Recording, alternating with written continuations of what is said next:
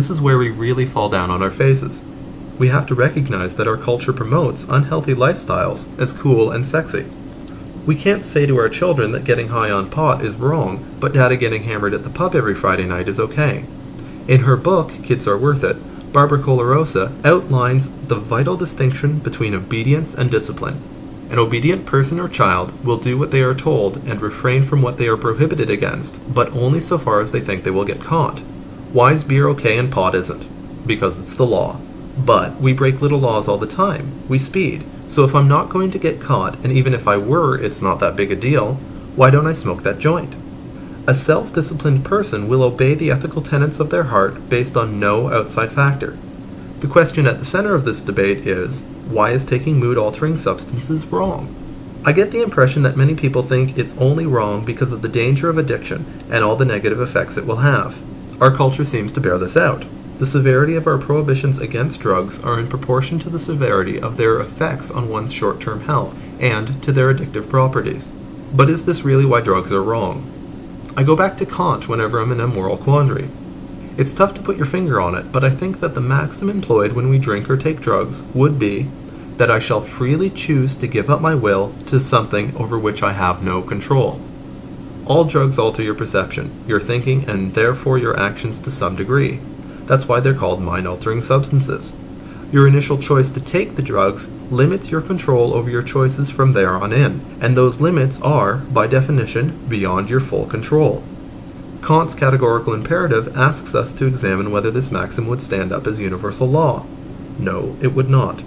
It's self-contradictory when universally applied because you could not continue to freely make that decision as you have relinquished your free will.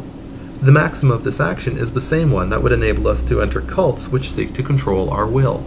Some might argue that we allow ourselves to be controlled by many things, the law for instance. I have two arguments against this. One, we in a democratic society have control over the law. That's the heart of democracy's legitimacy. And two, we do not give up our will when obeying the law, we express it by making the choice not to break it. I'm aware that for some people ethical arguments don't hold much sway. The objection that drugs, alcohol in particular, have benefits that, for those non-addicts, far outweigh the harms is likely to be raised at this juncture, so I shall address it. I don't truly see any benefit to alcohol or drugs. There are three main objections I often receive. First, they serve as a social lubricant. They loosen people up. Self-confident people in friendly company don't need loosening up. Remember, my goal is utopia, and I think self-confidence is something we should all be striving for. What's more, all drugs and alcohol lower the intellectual level of discussion. Besides, it's not really a social lubricant. In fact, it's just the opposite. Being drunk or high gives you a mask to hide your true self behind. It's a mask of a more confident and more easygoing personality. Many people say that this mask is the true them, but they are fooling themselves. The true you is the you that you are. That other you is at least partially the drugs. If you want to be that more confident and easygoing person, don't rely on a crutch, change yourself. Being confident only while drunk is another local maximum that limits you from true advancement. The second common objection is that drugs open your mind and help creativity. That's a load of malarkey. Drugs can force you to explore different parts of yourself, but it's important to remember that while on that journey, you aren't thinking as your best self, and you'd be much further ahead laying down in the grass one afternoon and just thinking about your life, or going to a shrink. The greatest works of art ever created came from sober, patient, and dedicated minds. Many a great artist has succumbed to drug use, but their work and their lives suffered for it.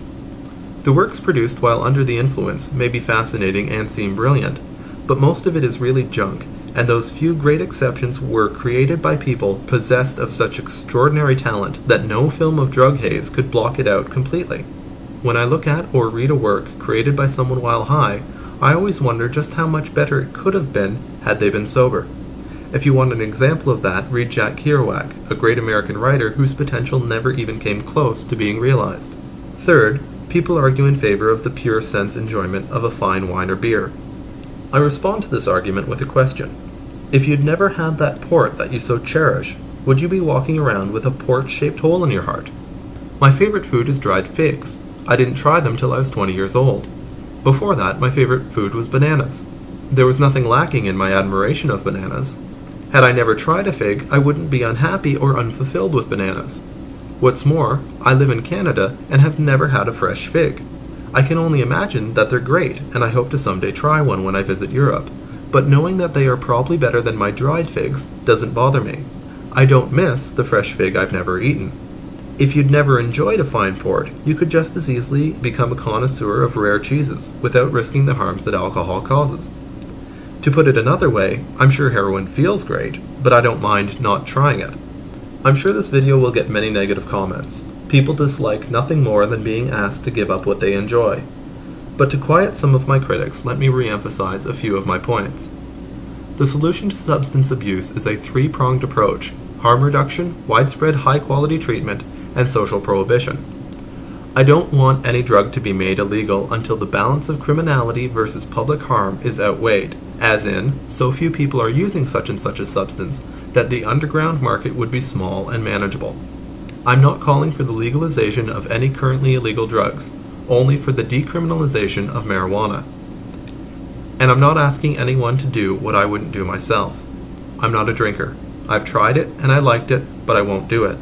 I'm asking all of you to sacrifice something for the greater good, but more so, I'm asking you because it's the right thing to do. I know my ideas aren't perfect. Don't shoot me down, make suggestions. My name is Colin Jones, and I want things to get better.